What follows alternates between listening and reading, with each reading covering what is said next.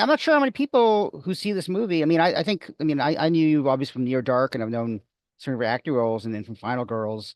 But I'm not sure if they knew. I knew that your dad was Jason Miller, was in The Exorcist. That was kind of like a surprise when I was reading, preparing for this.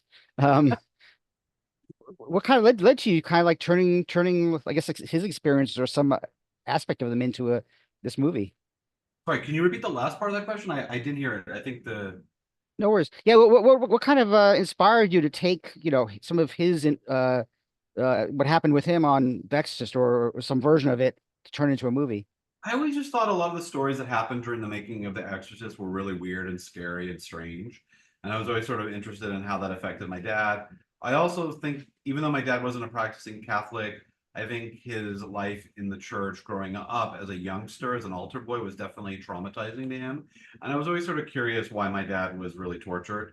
And I just sort of came up with fictional possibilities. And I think that was sort of what inspired us to work on it. That's really the root of it.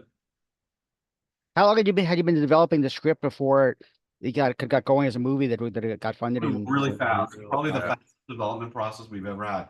We had an idea. We told Kevin. Kevin said, "I love this idea."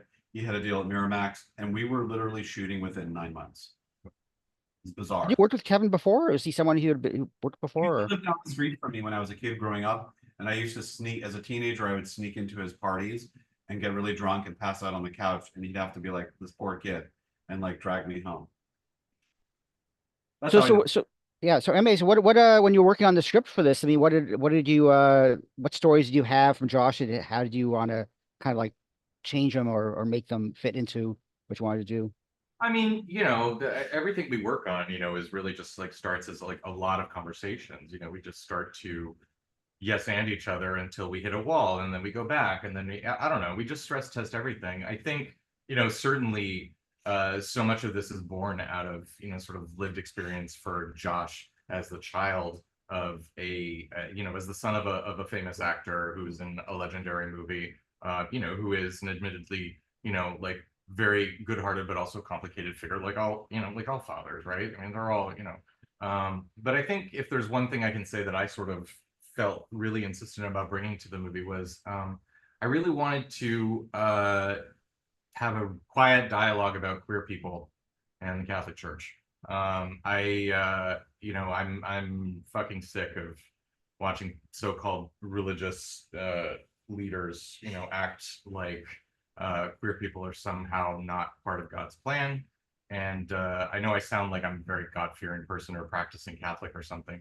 I'm not really, but I don't know. For us, that became, I know Josh was certainly on board with this, but for me, that was really important because I get really tired of seeing, especially queer kids or trans kids, be treated like they're aberrant and not just part of life, part of the great uh, life's rich pageant, as it were. I can understand. No, but your life is more touched by the Catholic Church than mine Yeah. was, right?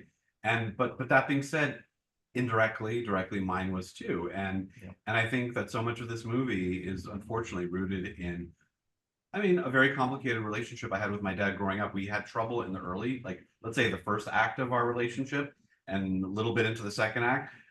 I'm talking about my life in acts, which means I'm crazy.